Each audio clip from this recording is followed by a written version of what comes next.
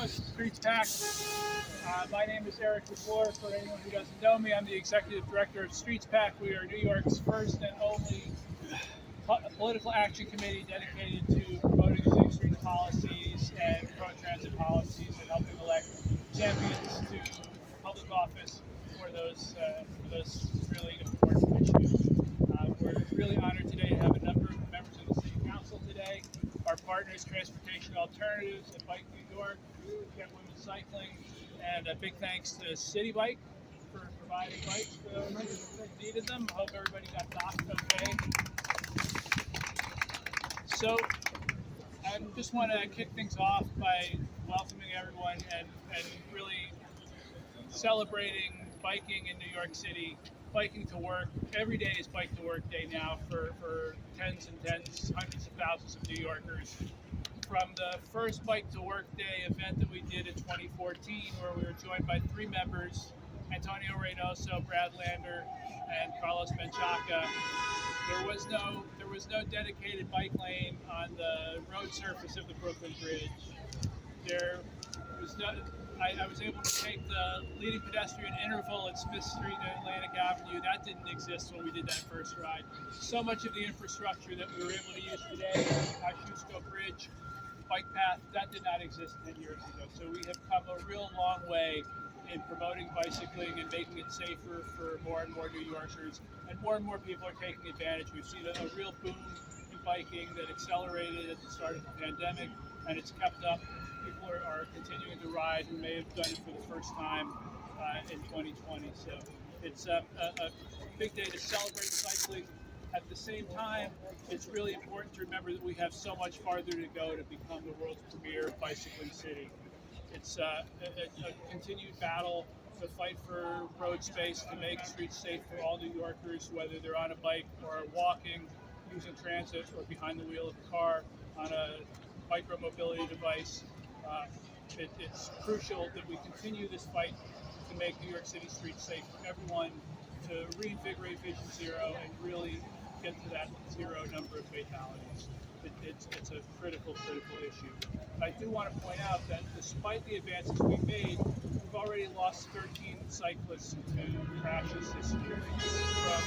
From March, Chicago, Sarah Schick in January, Keith Imbalvo of Staten Island, Gene Schroeder, Wapan, Jaden McLaurin, who's just 16 years old, and Adam Uster at the beginning of May, just to name barely half of the people who've been killed while cycling this year.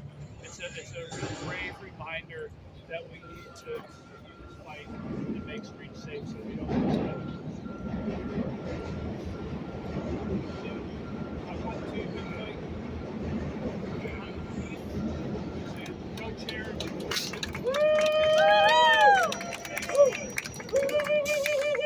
Thank you so much, Eric. Thank you, Streets PAC, Families for Safe Streets, Get Women Cycling, Transportation Alternatives. Thank you so much for organizing this ride. And as co-chair of the Progressive Caucus, a member of the BLAC, we are so thrilled to join you this morning on this group ride.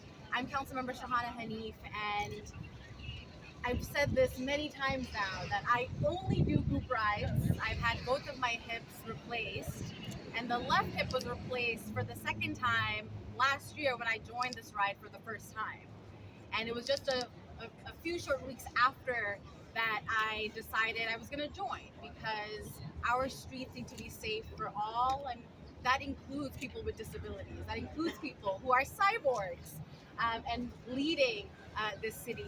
I don't have to be a cyclist to know that we are far behind where we need to be on ensuring that these streets are safe for all cyclists, pedestrians. This city must be, as Eric mentioned, the lead in showing what a bicycle accessible city looks like, and I know we can make that happen. I was just baffled to hear about the infrastructure improvements over the last decade. It is wild, and I'm so proud of the advocacy that led us here, because without that, I would not feel as safe as I did getting here. I want to give a big shout out to Eric, who was in front of me, and Kathy, who was behind me as I was riding through. It is tough to ride as somebody who has gotten so many parts of my body replaced because of the fear that I'll fall and injure myself. Even with cars to our adjacent are blocked off, and so it just shows that cars are still taking control of the streetscape in our city. I felt the weight as I was riding, but I also want to highlight the joy I felt, the freedom I felt, just being able to take in all the wind and air and our friends on these streets. And I look forward to continuing to join you all in the effort to ensure that our city is cyclable. And in my district is where we tragically saw the death of Sarah Schick, was killed by a truck. And we have been relentless and consistent in bringing the Department of Transportation to our community over and over. And they just recently came back to the community board where they shared that they will make the 9th Street corridor, one of the most unsafe corridors in Brooklyn, a protected corridor with a protected bike lane. So I am really excited by the work that our community has done to make sure that every part of this city is protected. And we know that while we have folks in Gowanus Park still fighting for that 9th Street corridor, that is it needs to be a connected network corridor because it leads to all other parts of Brooklyn, all other parts of the city. And so I look forward to that continued fight with you all. Thank you so much. I would like to invite up her co-chair from the Progressive Caucus, Councilmember Lincoln Restler. Thank you, Eric.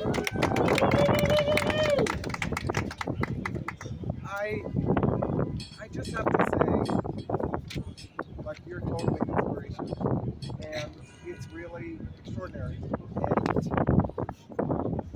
what we are all fighting for is to make cycling safe for you and for everyone. Yesterday, I had the privilege of joining a Bike to School Day with kids at PS 110, first graders and second graders and their parents. And we're trying to achieve a network of protected bike lane that is safe for our kids. That is our mission.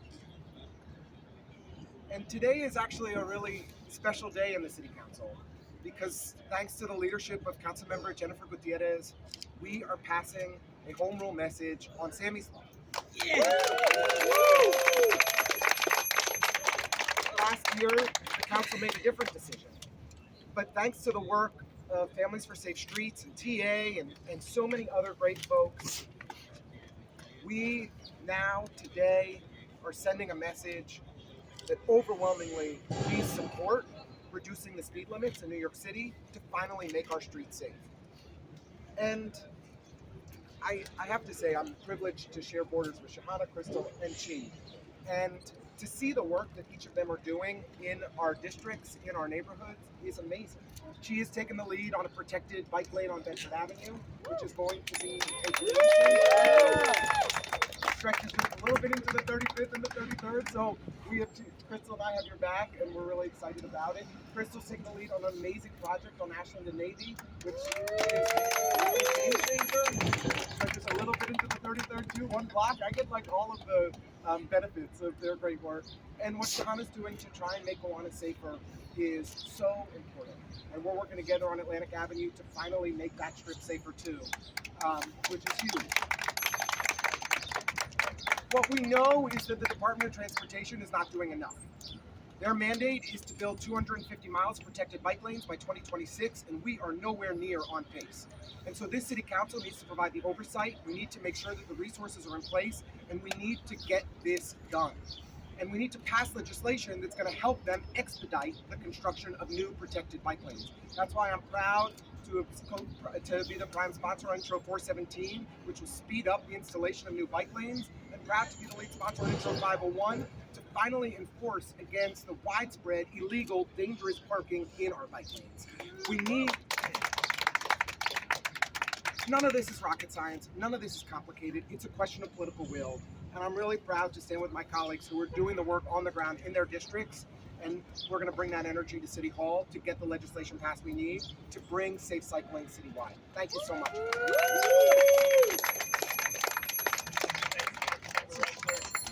Next, I'd like to invite up Councilmember Crystal Hudson. Hudson, who's the chair of the Committee on Aging, and I think chair of the Style Committee. Also true. That's real. Yeah. Thank you.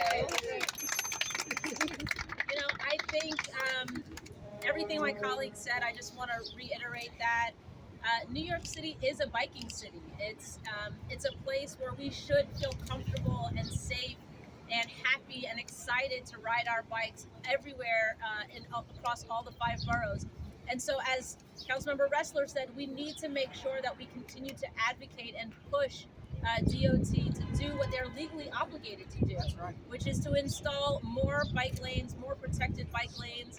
Adam Oster was fatally hit in my district by a truck, and then the young woman who was also killed by a truck in Councilmember Hanif's district. We don't need to have trucks on the same roads where we have bicycles. And so we need to do more also by way of that and real infrastructure and design that actually keeps everybody safe and keeps the people who are most vulnerable safe. And that's people who are cycling, people who are walking, people who are in wheelchairs, people who are pushing strollers, people who have canes or crutches. Those are the people that we need to be building and designing our streets for, not for the big box trucks that continue to kill members of our community. So I will continue to do all that I can in my capacity in the council to push for the much needed infrastructure. And thanks to all of the organizations and everyone for making this ride possible for the last 10 years. I look forward to riding here with you all for the next 10. Thank you. Thank you, Councilmember Hudson. I want to recognize a couple people really quickly before I turn to Councilmember Osse. Kevin Sklar is here from the Public Advocate's Office. Public Advocate Williams hoped to join us today but wasn't able to make it. Anya Lair, Special Advisor to Councilmember Gutierrez. Councilmember Gutierrez had a vote to on Sammy's Law. On Sammy's Law, and as Councilmember Restler mentioned, it's really a momentous day. The fact that we're going to pass a home rule message today in support of Sammy's Law, which will then give the State Assembly the ground it needs to move forward on passing Sammy's Law through the Assembly and out of the Senate and onto the floor for a full vote, and then the governor's signature. Having the ability for New York City to control its own speed limits and slow people down is really paramount as far as safety is concerned. It gives people more time to react if they're driving more slowly. So it's really a crucial vote and a big day for street safety in New York City. So thank you to Councilmember Gutierrez. Next, I'd like to invite up the council member from the 36th district, Councilmember Osse. Good morning, everybody.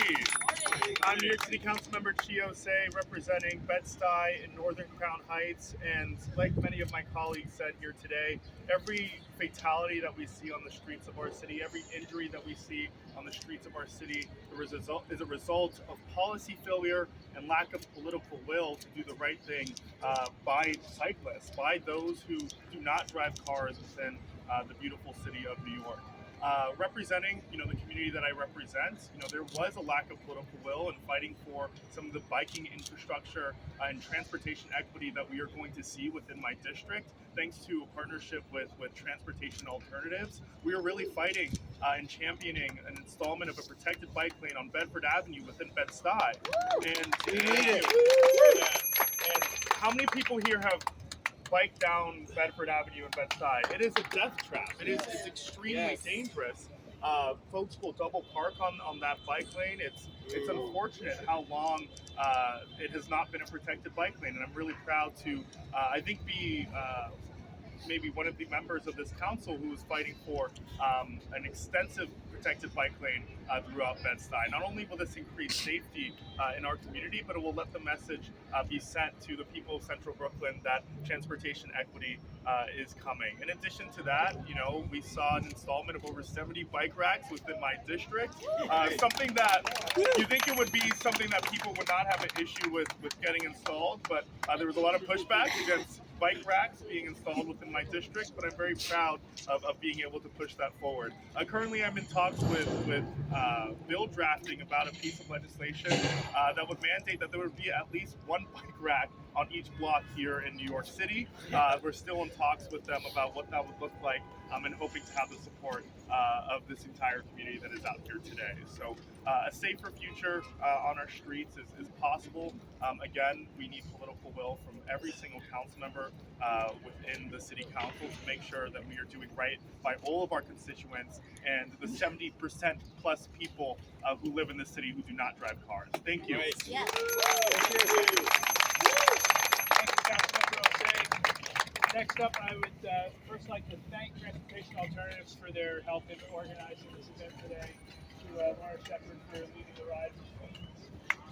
Getting there. And also, I wanted to mention that Councilmember Julie Wan, was on the ride for Queens, but she also had a vote that she had to get to at 10 o'clock. I'd like to invite Juan Restrepo from Transportation Alternatives to come up. TA is New York City's preeminent street safety organization. They are celebrating their 50th anniversary this year with a gala on June 5th. Hope to see you all there. But we are honored to have them as a partner in this, and really grateful for their amazing work in New York City. Juan, thank you very much. And big thank you to all of our partners at the Progressive Caucus. Thank you for all of your advocacy. And a little shout out as well to all the different, I would say, like bike transit influencers who are here in this city as well. A lot of progress done on their behalf. So I think there are two big themes that we've been hearing today. Number one, we know that this has been one of the most dangerous years for cycling, with 13 cyclist fatalities, as Eric was pointing out before. And number two, we know that the city is not doing enough to combat this. Councilmember RESTLER was pointing out, we have a legal mandate, whatever that's worth. Maybe Steve Vaccaro can tell us what that's worth.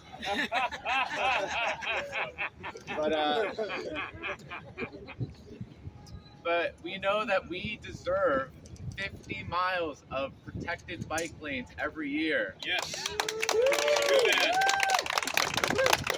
And the city's only giving us 30. They've literally already told us that. Protected by paint? So what we know is we have to keep fighting for the good projects, like Councilmember Osse was saying, Bedford Avenue. Or we need to fight for Adam Clayton Powell in Harlem. Or we need to extend Queens Boulevard in Queens. There's so much work that we could be doing. And with a coalition like this, we can get there. So thank you, everyone, and thank you very much for putting this together. I will point out, I just saw Rose, so we officially had people from all 5 boroughs.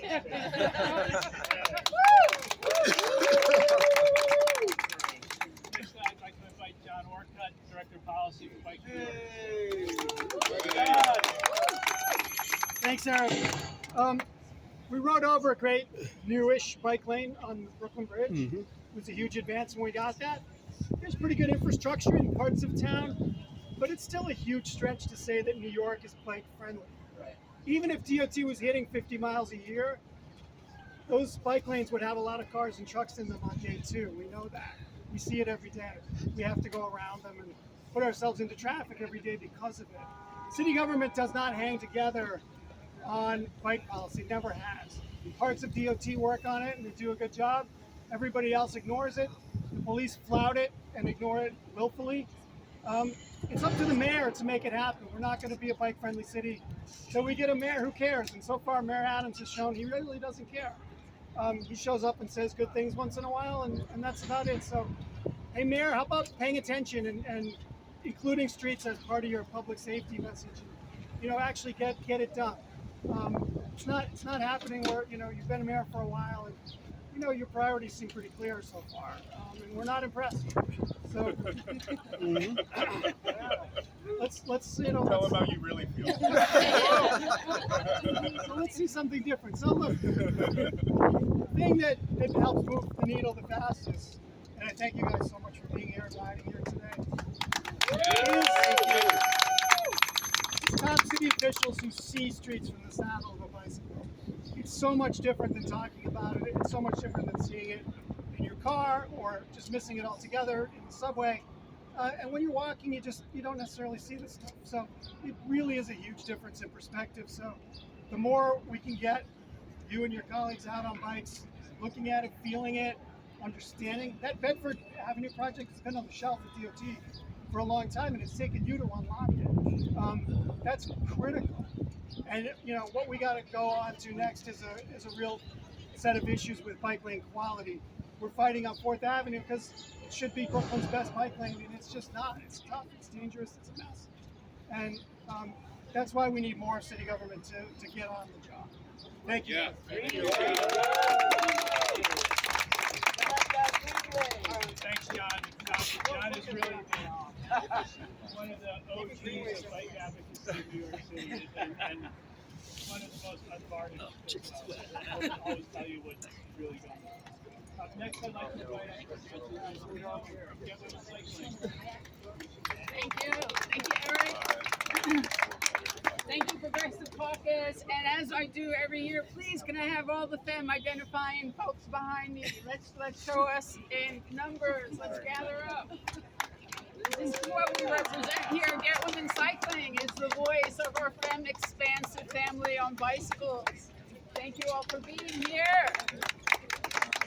And thank you, council members and city government, for all the work that you have done. We have come such a long, long way from where we were just a few years ago. But also we know our environment and our lifestyle and our economy is all changing as well. So while we've done so much work, we have to keep doing much, much more. And while we have plans in place that are promised to us, like 50 protected bike lanes a year, we also need to push and invite all of you who are elected to be forward thinking, because some of those plans take so long.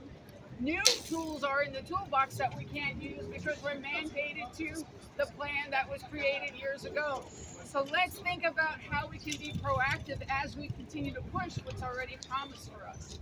And as our electeds had mentioned before about children, how incredible is it to see a young child, 8 years old, 6 years old, 7 years old, riding their bicycle to school on a New York City street? When we know that children obesity is at an all-time high, when we know that children are still depressed because of post-pandemic syndromes, when we know how healthy bike riding is for our families, for our moms, for our dads, and for our little ones, how can we not give them more? How can we not give them dedicated, safe, public streets to ride their bicycles? I invite all of us here to continue to work more toward that. And thank you again for that.